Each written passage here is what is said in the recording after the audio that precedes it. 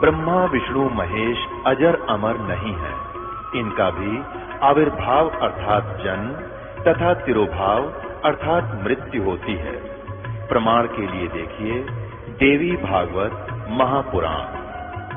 ब्रह्मा, मैं, विष्णु और शिव ये तुम्हारी प्रभाव से जन्मवान है।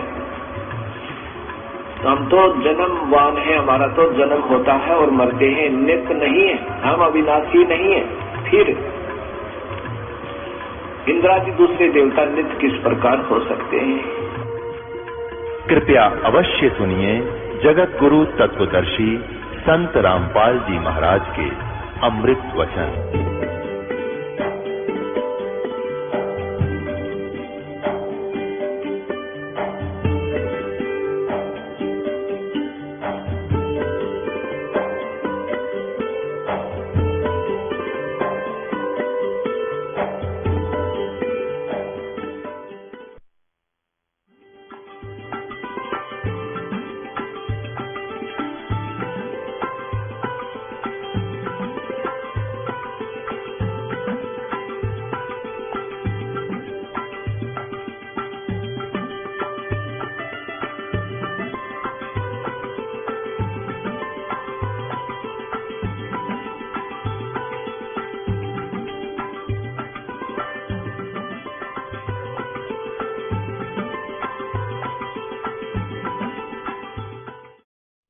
गीता प्रेस गोरखपुर से प्रकाशित है।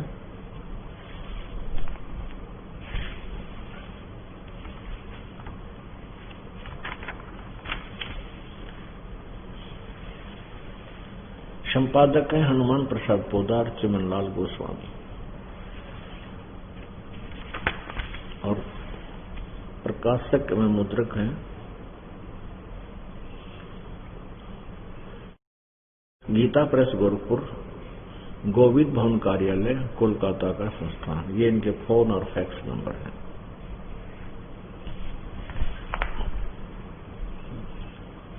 इसके 123 नंबर पृष्ठ पे तीसरे स्कंद में, ये तीसरा स्कंद है, 123 पृष्ठ पे भगवान विष्णु अपनी माता दुर्गा की महिमा करते हुए, स्तुति करते हुए क्या कह रहे हैं कि तुम शुद्ध स्वरूपा हो, यह सारा संसार तुम्हीं से उद्भासित हो रहा है। मैं ब्रह्मा और शंकर हम सभी तुम्हारी कृपा से विद्यमान हैं। हमारा आविर्भाव और तिरोभाव हुआ करता है। केवल तुम ही नित्य हो, जगत जननी हो, प्रकृति और सनातनी देवी हो।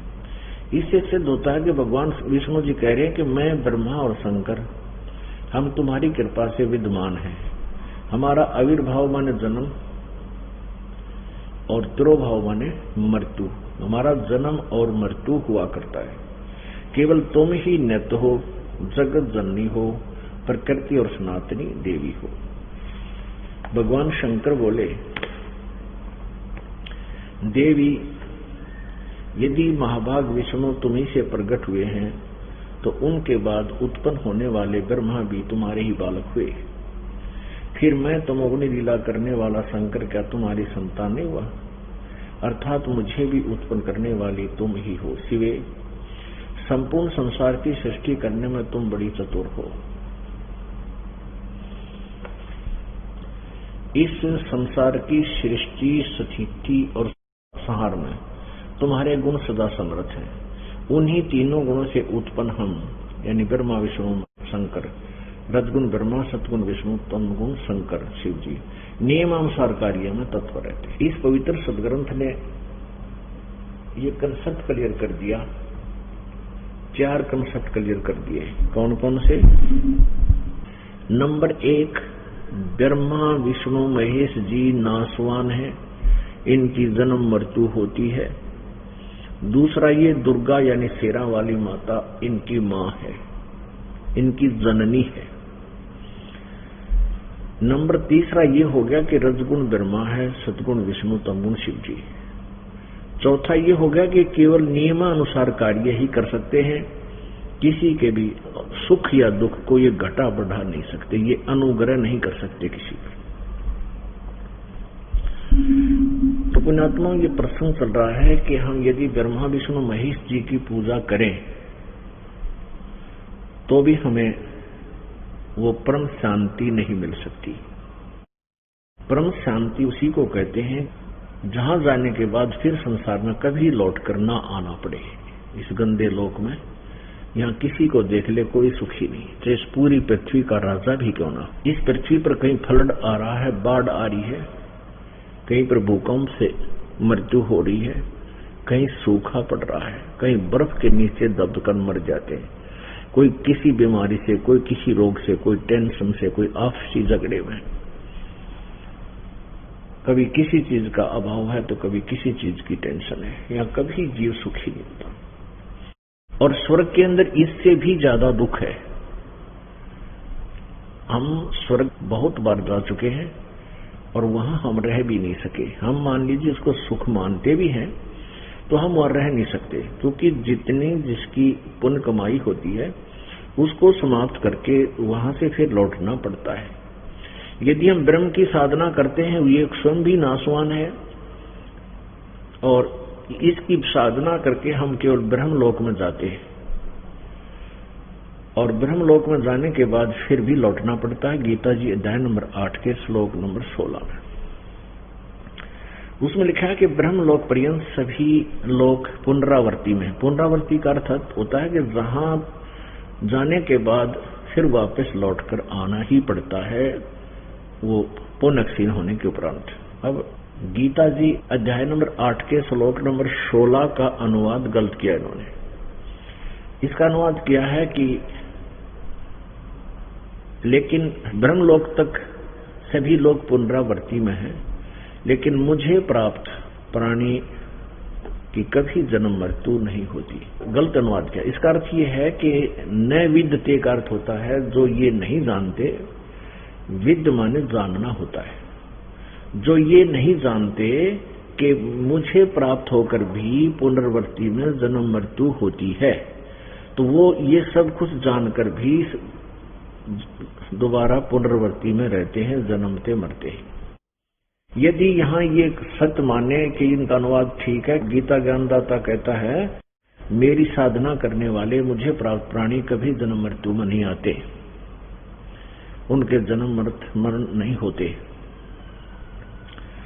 ये जचे नहीं। क्योंकि गीता जी अध्याय नंबर 2 के श्लोक नंबर 12 में स्वयं कह रहा है कि तेरे मेरे ना जाने कितने जन्म हो लिए, पहले भी हुए आगे भी होंगे।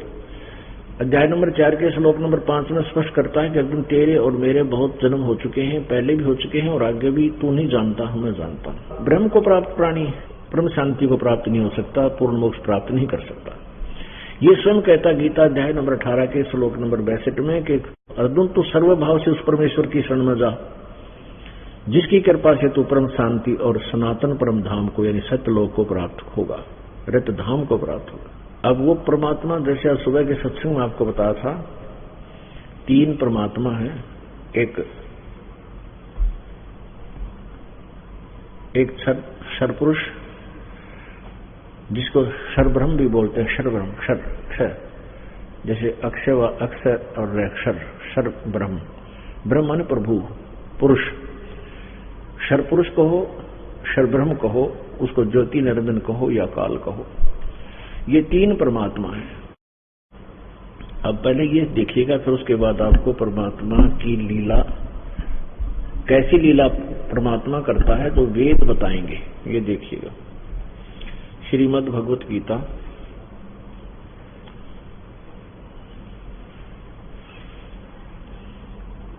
जय दयाल गोविंद का इसके अनुवादक हैं, गीता प्रेस के रूप से प्रकाशित है।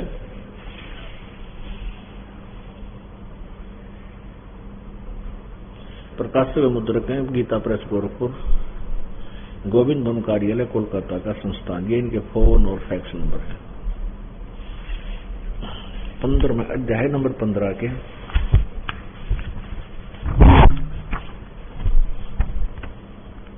श्लोक नंबर 16 और 17 आपको दिखाते हैं। अध्याय नंबर 15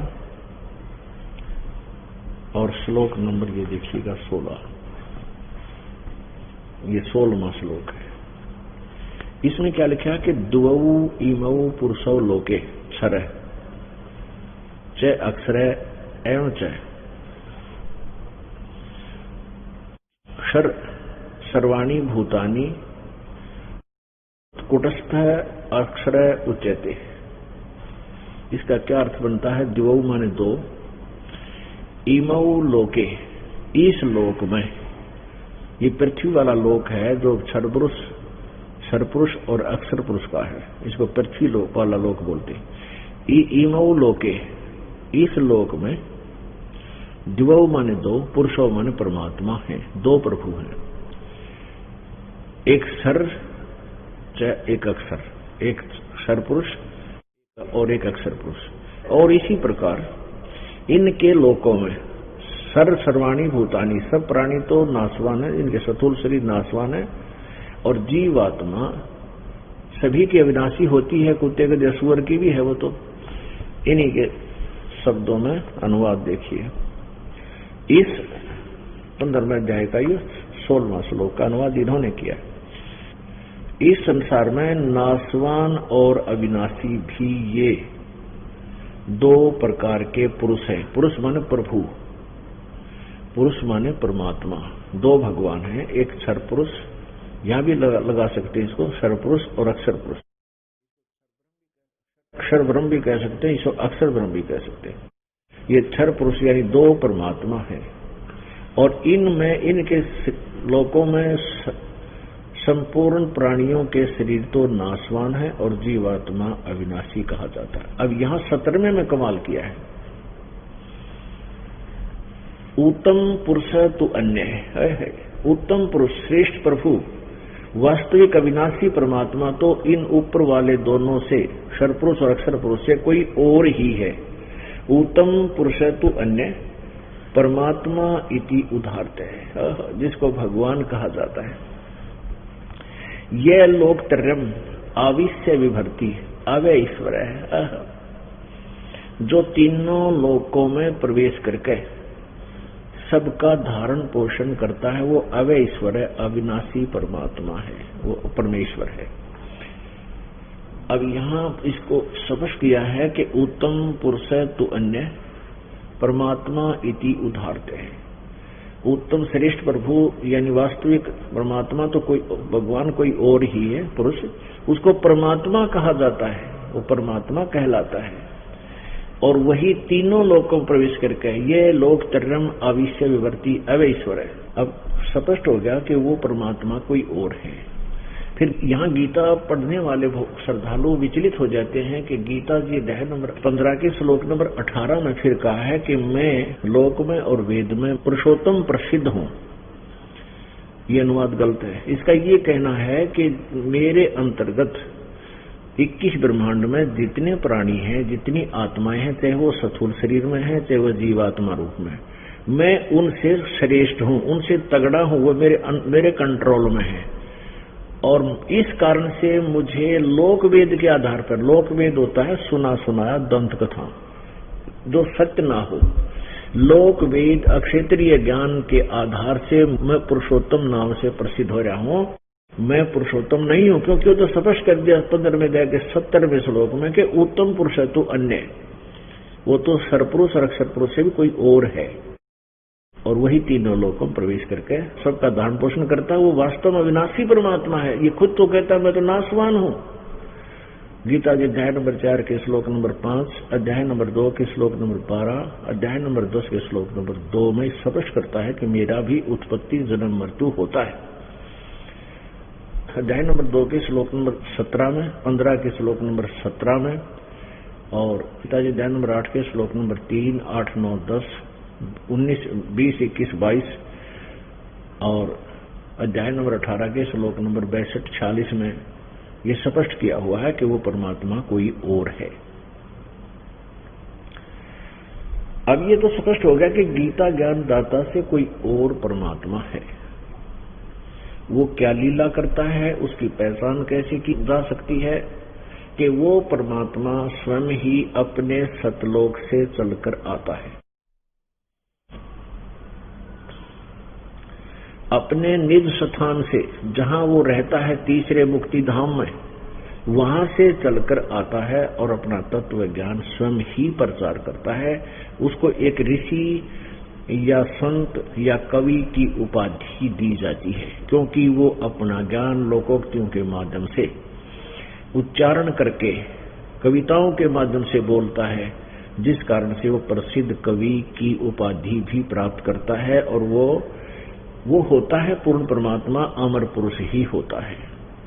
और उस ऋषि द्वारा, ऋषि रूप में प्रगट, संत रूप में प्रगट परमात्मा द्वारा जो ज्ञान होता है, वो उनके अनुयायियों के लिए बहुत आनंददायक होता है। वो परमात्मा तीसरे मुक्ति धाम में रहता है। अब सबसे पहले ऋग्वेद मंडल नंबर 9 सूक्त नंबर 96 का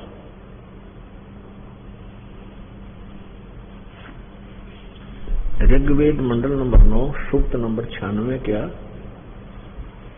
केवल वो श्लोक, वो मंत्र दिखाएंगे आपको जिसमें परमात्मा के बारे में ये पूछा है कि आपका नाम कौन सा है, श्रेष्ठ नाम क्या है आपका, और वो परमात्मा रहता कहाँ है। ये देखिएगा ऋग्वेद मंडल नंबर 9-10 महर्षि दानव सरस्वती द्वारा इसका अनुवाद बताया गया है। ये तो बाद में देखेंगे, बताएंगे आपको वास्तविकता क्या है, पर अभी हम इतने डिटेल में नहीं जाना चाहते, जो उद्देश्य है उसको पूरा करेंगे। प्रकाशक है सार्वजनिक कार्य प्रतिनिधि सभा, महर्षि दान भवन, रामलीला मैदान, नई दिल्ली। ये इनके फोन फैक्स नंबर है। ऋग्वेद आर्य भाषा भाष्य महर्षि दानव सरस्वती कृत। कहां से छपा है? ये मुद्रक है Prince offset printers, 1510 Pataudi house, Daryaganj, नई दिल्ली। फोन नंबर ये। ऋग्वेद मंडल नंबर 9 और सूक्त नंबर 96 दिखाते हैं आपको।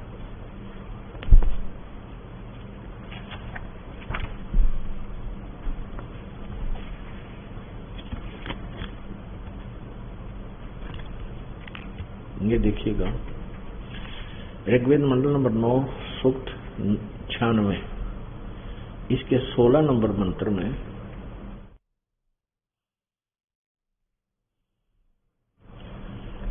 इसमें क्या पूछा है कि हे परमात्मन, सर्वोपरि रहस्य श्रेष्ठ नाम, ये ब्रैकेट में संस्कृत है, ये संस्कृत है, सब आयुध है, सतोत्तर भी, पूयमान है, अभ्यर्स, गुह है, चारों नाम है। तो इस नाम का यहां देखिए, ये भी ब्रैकेट में नाम, हे परमात्मन सर्वोपरि रहस्य श्रेष्ठ, रहस्य श्रेष्ठ जो तुम्हारी संज्ञा है, ये यहां न कहना चाहिए था, लिखना चाहिए था जो तुम्हारा श्रेष्ठ नाम माने नाम है, नाम है, आप उसका ज्ञान कराएं। आपका जो वास्तविक नाम है उसका ज्ञान कराएं, उसके बारे में बताएं। आगे देखो, ये 17वें में इसके बारे में बताया गया है, श्लोक नंबर, मंत्र नंबर 17 में। इसमें लिखा है कि शिशु जज्ञानम हरियंतम मर्जंती शुभंती वहीना मरुतो गणेन। ये लिखा है कबीर गिरभी, ये ऊपर आधे रह लगे हैं, ऊपर छोटे रह लगे हैं आधा। कबीर गिरभी कावेना कबीर, इसको कवि है, कवि ही कहो चाहे कबीर कहो, जैसे पुनः पुनः शब्द होता है ना, पुनर्कहो चाहे पुनः कहो। संत सोमय पवित्र अतेत रेभन, रेभन का अर्थ होता है गरज गरज कर बोलना, ऊंची आवाज में बोलना। अब इन्होंने अनुवाद किया है शिशुम, इसका अर्थ ये बनता है सीधा सा कि शिशुम जज्ञानम, वो परमात्मा जानबूझकर अपना ज्ञान प्रसार करने के लिए प्रकट होता है बालक रूप में, फिर धीरे धीरे बड़ा होता है। तो उसमें वो अपना जो ज्ञान देता है, मरुतः माने वो अच्छी आत्माओं को, गणेन माने समूह के समूह को ज्ञान देता है। कैसे देता है? कबीर गिरभी, कबीर वाणी द्वारा, कावेना कविताओं के माध्यम से, लोकोक्तियों के माध्यम से ज्ञान देता है। वो कबीर संत सोम, वो जो कवि रूप में प्रकट होता है, इसको कवि मानकर चलते हैं। वो वैसे इसका अर्थ है कबीर देव, वो कबीर साहब, वो कबीर जिसको कवि कहते हैं, क्योंकि लोकोक्तियों के माध्यम से कावेना जो ज्ञान देता, वो कवि रूप में प्रकट परमात्मा, संत सोम, वो संत रूप में जो परमात्मा प्रकट होता है ऋषि रूप में, वो परमात्मा ही है, परमात्मा ही होता है। सोम माने अमर पुरुष, और वो अपनी अमर वाणी को इन लोक कावेना के माध्यम से पवित्रम अत्यति रेभन, पवित्रता के साथ, अत्यति माने बहुत पवित्रता के साथ, रेभन माने उच्चारण करके गरज गरज के बोलता है। ये देखिएगा, रेभन सन, ये रेभन माने गरजता हुआ, स्वयं अनुवाद किए। अभी इन्हीं का अनुवाद देखते हैं। शिशु सयति सूक्ष्म करोति प्रलय काले जगदीश शिशु पर परमात्मा। अब उस परमात्मा को जो ज्ञान माने जो सदा प्रगट है, इनका अर्थ ये जो अत्यंत कमनीय, उसको उपासक लोग बुद्धि विषय करते हैं और शुभंती उसकी स्तुति द्वारा उसके गुणों का वर्णन करते हैं।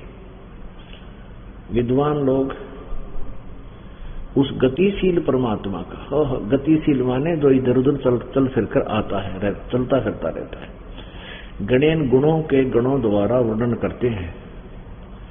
अब इन्होंने क्या कर दिया, इसके दो हिस्से कर दिए, कबीर गिरभी के दो अर्थ कर दिए, दो पार्ट कर दिए। कबीर का अर्थ कर दिया कवि लोग, कबीर का, और गिरभी का कर दिया वाणी द्वारा। हम यहां लिख दें कि कबीर वाणी द्वारा, नोट इसका अलग ना करें, कबीर गिरभी आगे लिख दें कबीर वाणी द्वारा। और कविता से, कावेना माने कावेना, इसमें लिखा कावेना, ये केवल कावेन लिखे नहीं, कावेना कविताओं द्वारा, कविताओं से, यानी कवि रूप में उस स्तुति का, अपने वाणी को कवि रूप में, कावेना माने कविताओं से, यानी कवियों की तरह बोल बोल कर बोलता है। वो सोम वो अमर पुरुष है, जो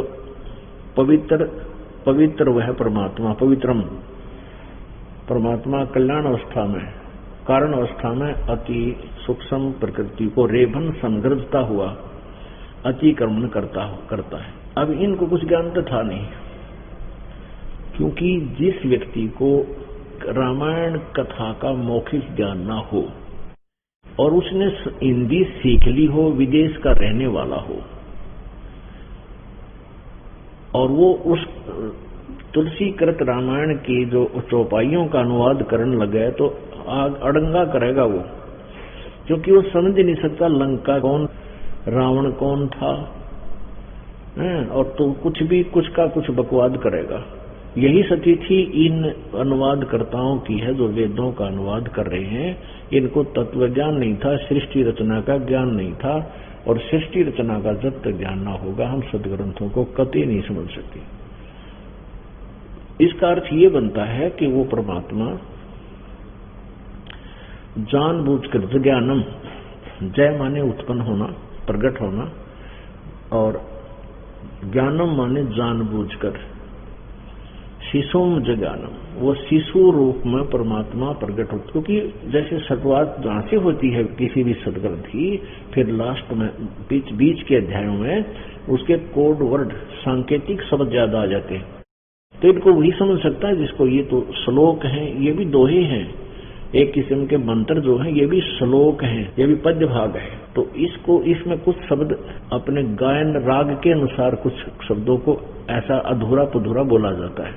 तो इसका अर्थ है कि वो परमात्मा शिशु रूप में प्रकट होता है, जानबूझकर अपना ज्ञान देने के लिए, अपनी सुनियोजित तरीके से, और फिर अपने उस ज्ञान को कविता से बोलता है, और वो कबीर वाणी द्वारा ऊंची स्वर में आवाज करके वो ज्ञान प्रदान करता है, और वो अमर परमात्मा होता है, जो कवि कहने लग जाते हैं, क्योंकि वो कविताओं द्वारा अपना ज्ञान देता है, लेकिन वो होता है अमर पुरुष, वो संत रूप में प्रकट, वो अमर पुरुष होता है, जो तत्वदर्शी रूप में प्रकट होता है, अपने सतलोक से चलकर आता है। अब 18वें श्लोक में स्पष्ट किया है, ऋग्वेद मंडल नंबर 9 सूक्त 96 के मंत्र 18 में और स्पष्ट कर दिया है। देखिएगा,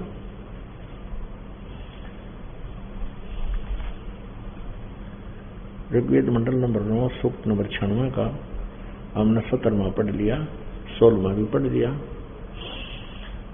कि गरजता हुआ वो बोलता है, आवाज लगा। 18वें में लिखा है, ऋषि मना ये ऋषि करत सवरसा सैंसराणी थ पदवी कवि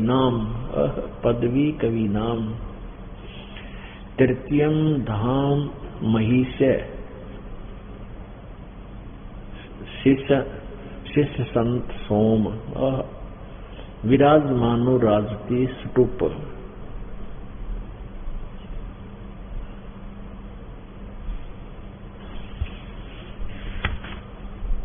इसका यहां अनुवाद किया गया है, सोम स्वरूप परमात्मा पालन की इच्छा करता हुआ, जो महान वह परमात्मा तृतीयम धाम माने तीसरे धाम में विराजमान है। इन्होंने लिखा है, इस तृतीयम धाम का अर्थ देवान और पितरान इन दोनों से पृथक तीसरा जो मुक्ति धाम है उसमें विराजमान है। इन्होंने जो ज्ञान योगी अड़ा दिया, ये वही अज्ञान है जो ये ज्ञान को नहीं समझकर ये ज्ञान योगी फंसा दिया। वो नहीं मानते कि परमात्मा की तब बैठा है, इनकी अपनी सोचा वेद कह रहे हैं वो वहां पर विराजमान है और उसको प्रकाश करने वाला है। ये दिन अपना ऋषि मना, सर्व ज्ञान के साधन रूप मन वाला, पर वह परमात्मा जो ऋषिकृत सब ज्ञानों का प्रदाता। ऋषिकृत माने उस ऋषि के द्वारा बोली गई, जो ऋषि रूप में प्रकट है उसके द्वारा। अब हमने जो अपना उद्देश्य है ये देखना है कि वो परमात्मा कहीं रहता है और वहां से गति करके आता है, सतलोक में रहता है, तीसरे लोक में, यानी एक लोक तो काल का, दूसरा ये एक तो सर्वब्रह्म का, दूसरा अक्षर ब्रह्म का लोक धाम, और तीसरा वो सतलोक से ऊपर का जो सारा अविनाशी सतल है वो तीसरा मुक्ति धाम कहा जाता है, मोक्ष धाम, यानी वहां जाने के बाद पूर्ण मोक्ष होता है। तो तीसरे मोक्ष धाम में, मुक्ति धाम में विराजमान है, वहां परमात्मा रहता है। जबकि इन आर्य समाज के प्रवर्तक महर्षि दयानंद का अपना सोच, अपना विधान, अपनी सिद्धांत है कि परमात्मा एक देशीय नहीं है, जबकि वेद कहते हैं वो एक देशीय है और वहां रहता है ऊपर के लोक में, और वहां से गति करके यहाँ सह शरीर आता है और एक तत्वदर्शी संत की भूमिका करता है, और वो पुण्य आत्माओं जो श्रेष्ठ अच्छी आत्माएं होती उनको मिलता है और उनको फिर ये तत्व ज्ञान बताता है। फिर वो पूरे संसार में अपने परमात्मा द्वारा दिए गए ज्ञान को प्रचार करते हैं। अब मंडल नंबर 9 सूक्त नंबर 96 ऋग्वेद मंडल नंबर 9 सूक्त नंबर 96 का आपने 18 पढ़ लिया, 19 में देखिए, 20 में देखते हैं। 20 में लिखा है कि वह परमात्मा, वो कबीर देव, जिस प्रकार एक संघ को उसका सेनापति प्राप्त होता है, इसी प्रकार ब्रह्मांड रूपी कोष को प्राप्त होकर ऊंच स्वर से गरजता हुआ, ऊंच स्वर से कनिकरदत्त, यानी ऊंचे स्वर में वो ज्ञान देता बोल बोल कर, इस ब्रह्मांड रूपी विस्तृत प्रकृति खंड में भली भांति प्रविष्ट होता है। और जैसे कि मरियम मनुष्य, जैसे कि मनुष्य शोभर शरीर को धारण करता हुआ, शोभर माने अच्छा, अत्यंत गतिशील पदार्थों के समान प्राप्ति के लिए गतिशील होता हुआ, धनों के लिए कटिबद्ध होता है, और इसी प्रकार प्रकृति व सूर्य को करने के लिए परमात्मा सदैव उद्यत है। ये इन्होंने अज्ञान कर दिया। इसका सीधा अर्थ है कि वो परमात्मा यहाँ आता है, बहुत से शिष्य बनाता है और वो उनमें ऐसे होता है वह परमात्मा जिस प्रकार एक संघ को उसका सेनापति प्राप्त होता, इसी प्रकार ब्रह्मांड रूपी कोष को प्राप्त होता है, होकर उस स्वर से गरजता हुआ ब्रह्मांड रूपी विस्तृत प्रकृति खंड में बड़ी भांति प्रविष्ट होता है। और फिर जैसे कि कैसे आता वहां से चलकर, जैसे मनुष्य सुभर शरीर को धारण करता हुआ, यानी जैसे कोई मनुष्य सुंदर शरीर धारण करके आता, मनुष्य जैसा परमात्मा है और उसी तरह वो जैसे आकर के यहाँ बहुत से समुदाय का वो नेता होता है, यानी आध्यात्मिक गुरु बनता है। क्योंकि परमेश्वर कबीर जी जब आए थे 600 वर्ष पहले, 120 वर्ष की धरातल पर रहे थे, ना उनका कोई जन्म हुआ था, गए तब उनका शरीर नहीं मिला था, सह शरीर गए थे, सह शरीर आए थे। तो उसमें 64 लाख शिष्य थे इस भारतवर्ष के। आज से 600 वर्ष पहले पूरे भारतवर्ष की आबादी जनसंख्या मुश्किल से 4 करोड़ होगी, जिसमें अफगानिस्तान, बलोचिस्तान, इराक, ईरान, ये सारा एक ही देश था, भारतवर्ष था। पश्चिमी पाकिस्तान, पूर्वी पाकिस्तान, ये सब एक ही था। और उस समय कुल जनसंख्या 4 करोड़ मुश्किल से होगी, और उस 4 करोड़ में से 64 लाख से सोना उस परमात्मा के, तो कोई छोटी बात नहीं है। न उसमें कोई मीडिया था, न कोई ऐसा लाउड स्पीकर सिस्टम था, क्योंकि परमात्मा जैसे आजकल मीडिया के ये सैटेलाइट से टीवी चैनलों पर सत्संग चलते हैं, एक व्यक्ति एक स्थान पर बोल रहा है, उसका प्रसारण करोड़ों स्थानों पर हो रहा है, करोड़ों टीवी चल रहे हैं, ऐसे वो परमात्मा अकेला ना जाने कितने जगह प्रकट हो जाते थे उसी शरीर में, और वहां जाकर ज्ञान देते थे, उनको लाभ देते थे, तो फिर परमात्मा के वो शिष्य बन गए थे। तो यहाँ यही बताया जा रहा है। आगे वो परमात्मा क्या लीला करता है, और वो खुद भी कहता है कि चारों युग में हम पुकारे, चारों युग में संत पुकारे, और कूक कहा हम हेल रे, हीरे माणक मोती वर्षे ये जग चुगता ढेल रे। परमात्मा कहते हैं कि मैंने चारों युगों में मैं भी आया। सतयुग में परमेश्वर सत्यकृत नाम से आए थे, त्रेता में वो मनिंदर नाम से, द्वापर में करुणामय नाम से, और कलयुग में वो कबीर नाम से आए थे। प्रत्येक युग में उस परमात्मा का एक विशेष नाम चलता है। तो कलयुग में ये परमात्मा का कबीर नाम आखिर तक रहेगा। ये इनका वास्तविक नाम है, कबीर देव। हम इसको कबीर साहब कहने लगे। तो क्या बताते हैं कि चारों युग में संत पुकारे, जिनको भगवान आकर मिले, उन्होंने भी परमात्मा का यही गुणगान किया, आवाज लगाई कि कबीर इज गॉड, वो परम अक्षर ब्रह्म कोई और है, वो कबीर है। चारों युग में संत पुकारे और कूक कहा हम हेल रे। हेल माने ऊंची आवाज लाकर, गरज गरज कर, हमने कूक कर आवाज लगाकर, रुके मार मार कर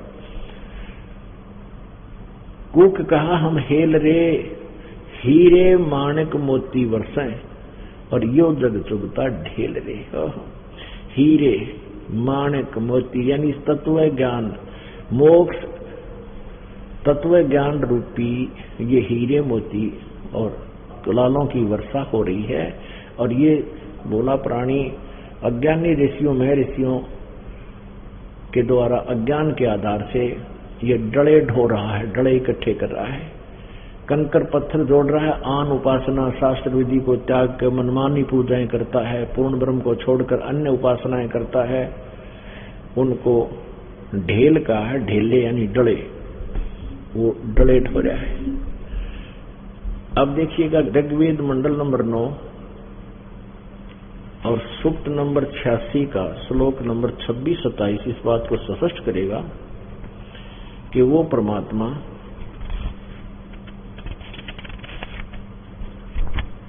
कैसी लीला करता है।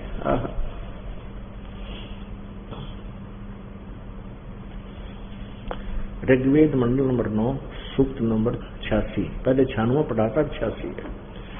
इसका मंत्र नंबर 26 देखिएगा, कितना कमाल है। इसमें अनुवाद बहुत कुछ ठीक किया है इन्होंने।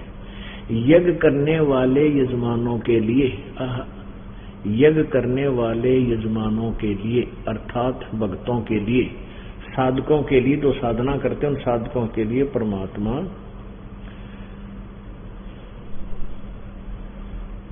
सब रास्तों को सुगम करता हुआ उनके विघ्नों को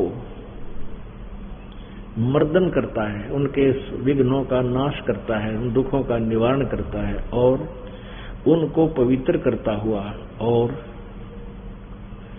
अपने रूप को सरल करता हुआ वह कांति में परमात्मा इन्होंने क्या कर दिया, कबीर का अर्थ यहां सर्वज्ञ कर दिया। हम यहां लिखते हैं कबीर देव, ये कवि ही मान ले, हम इसको लिखते हैं कबीर देव। कबीर देव यानी कबीर परमेश्वर विद्युत के समान बिजली की तरह क्रीड़ा करता हुआ, यानी जैसे आकाशीय बिजली चमक कर मांगी टेढ़ी ऐसे खेल सा करती हुई वर्णीय पुरुषों को प्राप्त होता है। अपनात्मा जैसे ये देखिएगा ऋग्वेद मंडल नंबर 9 और सूक्त नंबर 20, इसका मंत्र नंबर 1, इसमें यहां स्पष्ट लिखा है, इसका ये स्पष्ट है यहां पर कबीर देव, यो कबीर ऊपर रेला ग्रह नीचे देव, कबीर देव, कबीर परमेश्वर, हम इसको कबीर साहब कहने लाएंगे, कबीर देव, यो कबीर देव, देव माने परमेश्वर और कबीर माने हम कबीर बोलने लगे, कबीर देव। अब यहां देखो तो यहां हम इसका अर्थ ये लिख देते हैं कबीर देव। इसका क्या भाव बनता है, ऋग्वेद मंडल नंबर 9 सूक्त 86 मंत्र 26 का कि भक्ति करने वाले साधकों यानी भक्तों के लिए परमात्मा उनके सब रास्तों को सुगम करता हुआ, यानी उनके सब रास्ते खोल देता है। जैसे आप जी कहां से यहाँ आ रहे हो और एक यहाँ बरवाले के बरवाले में नहीं आ पा रहे, तो आपके ऊपर रजा है तो परमात्मा की, आप परमेश्वर की रेंज में आगे और आपके रास्ते इन्हें खोल दिए, आप यहाँ आने लगे। और फिर क्या बताता है कि रास्तों को सुगम करता हुआ उनके विघ्नों का मर्दन करता है, विघ्नों माने उनके संकटों का नाश करता है, उनको पवित्र करता हुआ अपने रूप को सरल करता हुआ, क्योंकि सतलोक में जहां परमेश्वर रहते हैं उनका शरीर बहुत तेजों में है, मनुष्य सदृश शरीर है परमेश्वर का, परमेश्वर ब्रह्म का, सतपुरुष का, सतपुरुष कहो परमेश्वर ब्रह्म को, सतपुरुष माने अविनाशी परमात्मा, तो उसका एक रोमकूप में करोड़ सूर्य मिला दे, करोड़ चंद्रमा, तो भी उनकी रोशनी फीकी पड़े उस परमेश्वर के एक रोमकूप की प्रकाश के सामने। तो इतना तेजों में शरीर है उस परमेश्वर का। यदि वो परमात्मा एज इट इज उसी तेजों में शरीर में यहाँ आ जाए तो हमारे उल्लू की तरह सभी की आंखें बंद हो जाए, हम कुछ नहीं देख सकते। इसलिए वो परमात्मा अपना हल्का तेज पुंज का शरीर बनाता है, अपने रूप को सरल करता हुआ, और वह कबीर परमात्मा जैसे बिजली की तरह कहते हैं, पहुंचूंगा क्षण एक में, क्षण पहुंचूंगा क्षण एक में, जन अपने के हेत जन अपने के काज, और हिरण्यकशिपु जो मार दो में नरसिंह दर के साज। तो एक क्षण में परमात्मा सतलोक से एक फ्रिक्शन ऑफ सेकंड में यहाँ आ जाता है। और वही वेद बता रहे हैं कि वो बिजली जैसे आकाशीय बिजली थी उस समय, बिजली की जैसी गति से, बिजली की बहुत ज्यादा स्पीड होती है और तुरंत मालिक की स्पीड तो इससे भी कई लाख करोड़ गुना ज्यादा है, लेकिन एक उदाहरणार्थ बताई जाती है।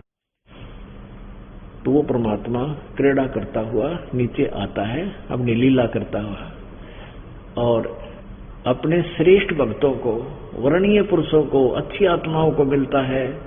अब देखना 27वें मंत्र में कितना कमाल किया है। ऋग्वेद मंडल नंबर 9 सूक्त 86 मंत्र 26 पढ़ दिया, 27 देखो। ये अनुवाद वैसे काफी गलत भी किया है उन्होंने, फिर भी प्रेम की वे सैकड़ों धाराएं, जो नाना रूप में सतिथि को लाभ कर रही हैं, वे परमात्मा हरियम परमात्मा को प्राप्त होती हैं। प्रकाश पुंज परमात्मा को बुद्धि वृत्तियां विषय करती हैं। जो परमात्मा ध्रुवलोक के तीसरे पृष्ठ पर विराजमान है, तीसरे स्थान पर प्रकाश रूप है। अब इसमें ये स्पष्ट एक और कर दिया कि वो परमात्मा ऊपर ध्रुवलोक के, ध्रुवलोक माने जो बहुत ही चमकीला स्थान है, सतलोक जो है सवर ज्योति रित धामा स्वयं प्रकाशित स्थान है सतलोक, उसको ध्रुवलोक बोलते हैं कि वो सतलोक के अंदर उस तेजो में लोक के तीसरे स्थान पर बैठा है। वहां भी प्रत्येक, जैसे यहाँ एक ब्रह्मांड के 2-3 हिस्से बना रखे हैं, ऐसे ही प्रत्येक लोक सतलोक के भी ऊपर 2-3 हिस्से बना रखे हैं, 3 हिस्से। तो ऐसे ही वो परमात्मा उसमें भी तीसरे स्थान पर हो। जैसे यहां से तो तीसरा लोक सतलोक हो गया, सतलोक के अंदर भी तीसरे पृष्ठ पर, तीसरे स्थान पर, यानी ऊपर टॉप मोस्ट प्लेस पर उसके पर विराजमान है वो परमात्मा, वहां रहता है, एक देशीय है। अब जबकि ये वेदों को सत्य मानने वाले महर्षि दानंद और उसके अनुयायी आचार्य ये कहते हैं परमात्मा एक देशीय नहीं है, जबकि वेदों को सत्य भी मानते हैं। जब वेद कह रहे हैं वो तो एक स्थान पर रहता है, ये कहते हैं भगवान कहीं नहीं रहता, वो तो सर्वव्यापक है, कण-कण में व्यापक है, वो तो एक स्थान पर नहीं रहता। इससे सिद्ध है कि इनका सिद्धांत मन गढ़ंत है, वेद विरुद्ध है, जो बिल्कुल गलत है इस महर्षि दानंद का। और वेद सही है, वेद सही है तो उसका ज्ञान अपना गलत है। वेद तो कहते हैं वो एक स्थान पर विराजमान है, वो ऊपर के लोक में रहता है, सतलोक में रहता है। अब देखिएगा ऋग्वेद मंडल नंबर 9 सूक्त 82 का सूक्त 82 का मंत्र नंबर 1 ये यहां पर है।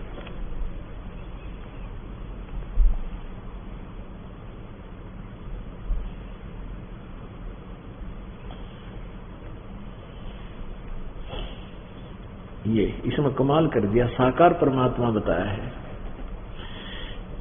जो सर्वो उत्पादक प्रभु प्रकाश रूप सद्गुणों की वृष्टि करने वाला, पापों के हरण करने वाला है, यानी पाप नाशक है, पाप अक्षमा करता है, करने वाला है।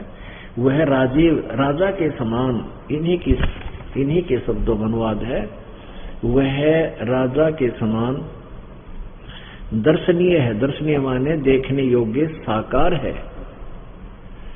और वह पृथ्वी आदि लोकांतरों के चारों ओर शब्दायमान हो रहा है। वह वर्णीय पुरुषों को, वह परमात्मा वर्णीय पुरुषों को, जो साकार परमात्मा है, वह वर्णीय पुरुषों को, जो दृढ़ भक्त हैं, जो उनके श्रेष्ठ भक्त हैं, उसको पवित्र, जो दृढ़ भक्त है उसको पवित्र करता हुआ प्राप्त होता है। कैसे होता है? जिस प्रकार विद्युत आकाशीय बिजली सधे वाले स्थानों को आधार बनाकर प्राप्त होता है, इसी प्रकार उक्त गुण वाले परमात्मा ने इस ब्रह्मांड को उत्पन्न किया है। अब इसका स्पष्ट अर्थ बनता है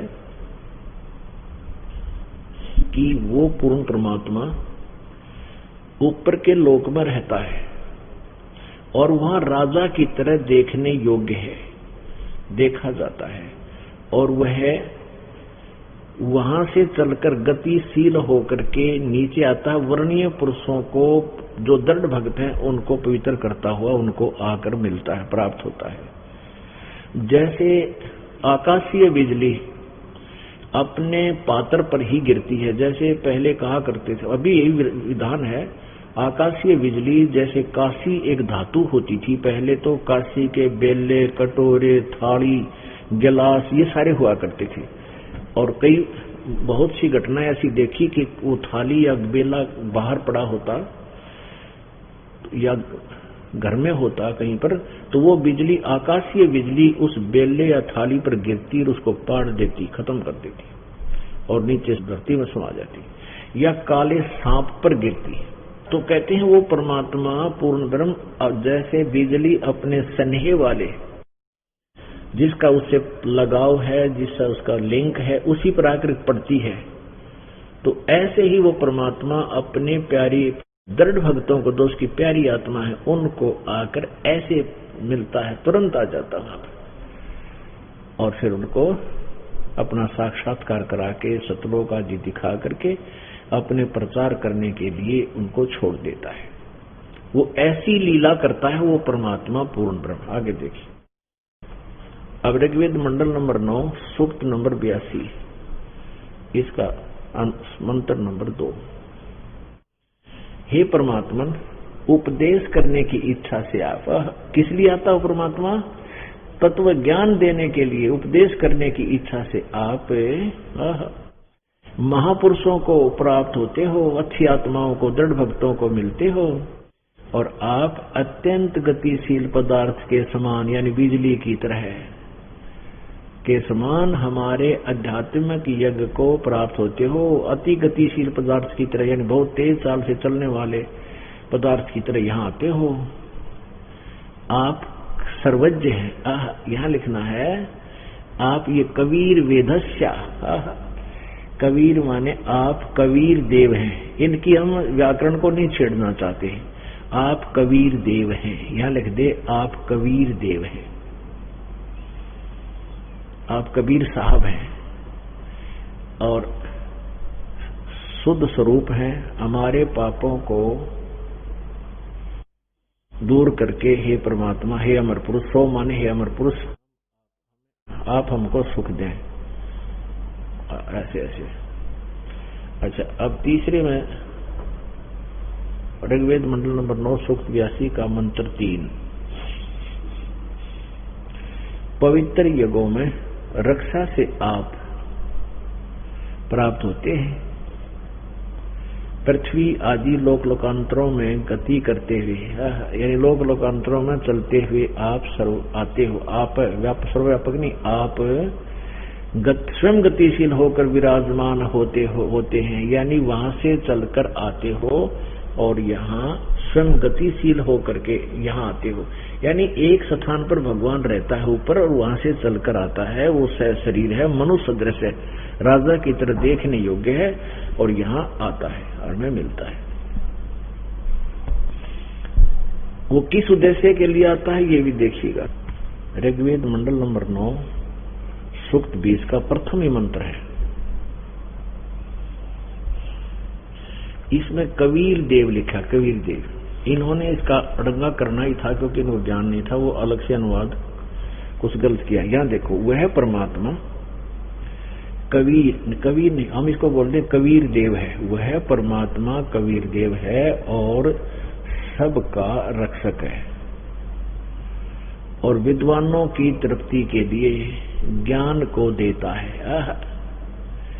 वो आता ही उद्देश्य ये होता है कि वो तत्व ज्ञान प्रचार करने के लिए आता है। तत्वदर्शी संत की भूमिका भी वो स्वयं ही करता है, ज्ञान देता है, और सहनशील है। कबीर जी के साथ ना जाने कितने जुल्म किए थे, पर उन्होंने किसी को श्राप नहीं दिया। सहनशील है और संपूर्ण दुष्टों को संग्राम में तिरस्कृत करता है, क्योंकि संतों भगवान का संग्राम जीव के साथ नहीं, ज्ञान अज्ञान के साथ होता है। वो ज्ञान रूपी संग्राम में। ऋग्वेद मंडल नंबर 9 सूक्त नंबर 96 के मंत्र नंबर 16 में आपने पढ़ा कि वो परमात्मा अपने तत्व ज्ञान रूपी आयुध माने शस्त्र को लेकर प्रकट होता है। और परमात्मा आप उसी तरह आइए और अपने यथार्थ नाम को, उस श्रेष्ठ नाम को, गुप्त नाम को हमें बताइए। आपका कौन सा गुप्त मंत्र है और वास्तविक नाम के है आपका। अब परमात्मा भी कहते हैं कि सोहम शब्द हम जग में लाए और सार शब्द हमने गुप्त छपाए। अब वो गुप्त नाम जो है इस दास को दिया है, प्रभु ने आदेश दिया इसका प्रकट करने का।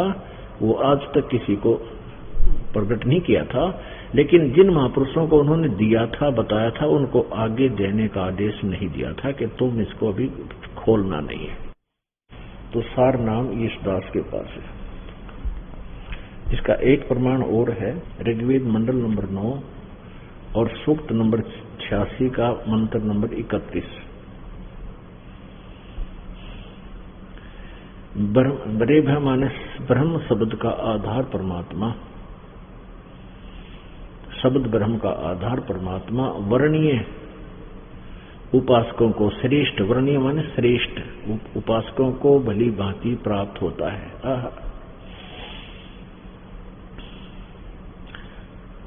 भली भांति प्राप्त होता, जो परमात्मा बलों का दाता है, वह सबको सब सत्ता में लीन करने वाला परमात्मा। ये अनुवाद थोड़ा सा गलत कर रहे हैं। सहहरि, सहहरि माने वह है पाप नाशक, ये लिखना चाहिए था। अवचकृत शब्दमान होता है। उपासक लोग उसको उपासना से मगन हुए भली भांति उसकी स्तुति करते हैं। उस शब्द ब्रह्म के आदि कारण ब्रह्म को, जो शिशुम सबका लक्ष्य स्थान है, उसको सुमति लोग साक्षात्कार करते हैं। ये गलत किया उन्होंने। शिशु माने अर्थ क्या है? बालक रूप में। इसका अर्थ ये बनता है कि वह बालक रूप में प्रकट होता है, वह बालक रूप में प्रकट होता है वो परमात्मा, और सबको ज्ञान देता है। अपने आत्मा परमात्मा कौन है, कैसा है और वो क्या करता है, ये परमात्मा अपने श्रेष्ठ भक्तों को आकर मिलता है, जो उसके दृढ़ भक्त होते हैं। जैसे आदरणीय नानक साहिब जी को मिले, आदरणीय मलुकदास साहिब जी को मिले, आदरणीय गरीबदास साहिब जी को मिले, आदरणीय दादू साहिब जी को मिले, दादू दास साहिब जी को मिले, आदरणीय धर्मदास साहिब जी को मिले, आदरणीय घीसा दास साहिब जी को मिले। इन अपने दृढ़ भक्तों को परमात्मा ऐसे ही आकर अचानक मिले और उनको अपने तत्व ज्ञान से परिचित कराया, अपना साक्षात्कार कराया, सतलोक में लेकर गए, सचखंड में। अभी तक जितने भी पंथ हैं, वैसे तो सतलोक के ठेकेदार ये एक पंथ है राधा स्वामी, ये सतलोक का ठेका लिए हुए है कि हम सतलोक के विषय में जानकारी रखते हैं, सतपुरुष की भी जानकारी हमें ही है, और हमारे जो मंत्र हैं, जो साधना है, वही श्रेष्ठ है। अपने आत्मा वो कौन कौन से हैं? जैसे राधा स्वामी पंथ से ही अलग हुआ है धन धन सतगुरु, यानी सच्चा सौदा सिरसा। ये एक ही कुएं का पानी है। शिवदयाल जी महाराज हुए हैं आगरा में पन्नी गली में, वहां से ये पंथ चला है और राधा स्वामी नाम से प्रसिद्ध हुआ है। उसी से एक जयमल सिंह नामक एक महान आत्मा उन शिवदयाल जी से उपदेशी होकर के बाबा जयमल सिंह जी ने व्यास नदी के किनारे, व्यास ग्राम के पास, वहां अपना अलग डेरा बना लिया। फिर उससे ये अलग जलग फटे हैं, जैसे धन धन सतगुरु सिरसा वाला और जगमाल वाली वाला। और उन्हीं राधा स्वामी पंथ से ही आगरा से निकला हुआ है एक घूरेलाल जी थे, वो भी आगरा से संबंधित राधा स्वामी पंथ से घूरेलाल जी, उनके शिष्य हुए हैं ये जय गुरुदेव वाले। जय गुरुदेव जो पंथ बनाया उन्होंने, उसको जय गुरुदेव, वो सब एक ही जैसा उनका क्रियाएं हैं, एक जैसा नाम है। ये 500 नाम काल के हैं।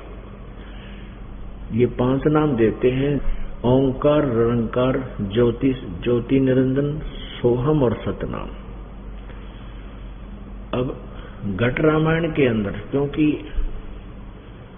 तुलसीदास हाथरस वाले जो महात्मा हुए हैं, उनके शिष्य थे शिवदयाल जी महाराज के माता पिता। और शिवदयाल जी जो राधा स्वामी पंथ के प्रवर्तक हैं, उन्होंने भी उस महात्मा की, हाथरस वाले तुलसीदास जी की बहुत ज्यादा संगत की थी, यानी उसकी ज्ञान को ग्रहण किया था। अब तुलसीदास जी हाथरस वाले कहते हैं कि ये 500 नाम काल के जानो, ये 500 नाम काल के हैं। कौन कौन से? ओंकार, ररंकार, ज्योति निरंजन, सोहम और सतनाम, ये 500 नाम काल के। ये देखिएगा घट रामायण,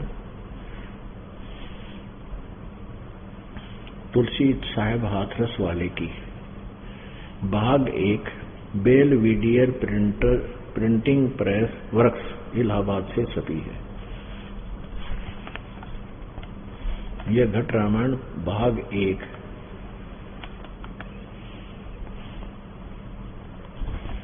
इसके 27 नंबर पृष्ठ को आप पढ़ के सुनाते हैं आपको। अब ये क्या कहते हैं और ये क्या बोल रहे हैं? प्रश्न नंबर 27 पे, भेद पिंड और ब्रह्मांड का,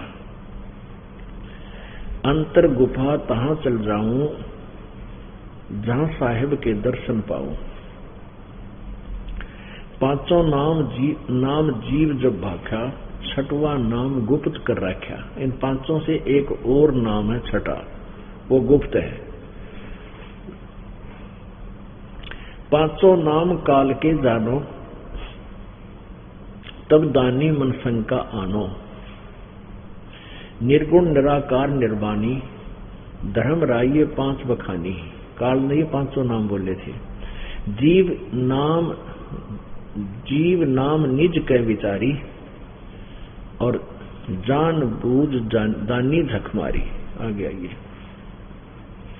कहे जीव दृग ज्ञानी भाई, दृग माने किला, कहे जीव दृग ज्ञानी भाई, हम चल जाई नाम चितलाई। दानी दान चुकाओ आई, जब यह बाट निभन तुम पाई। केही कर अंश कहाँ तुम जाई, बात आपनो कहो बुझाई। कहे जीव सतलोक निवासा, मैं चल जाऊं पुरुष के पासा। दानी कहे दूर है भाई, अगम पंथ कैसे निभ जाई। कौन नाम मार्ग को जाई, कौन नाम से उभरे आई। इतना भेद कहो समझावा, और बाट जीव जब घर की पावा। आगे देखिए, दानी सुन विधि बात हमारी, जीव बोलता है, जीव वचन। दानी सुनो विधि बात हमारी, हम चल जाएं पुरुष दरबारी। और सुरत नृत ले लोक सिधाऊं, आदि नाम ले काल गिराऊं। आदि नाम आगे देखिए है, और सत नाम ले जीव उभारी, अस चल जाऊं पुरुष दरबारी।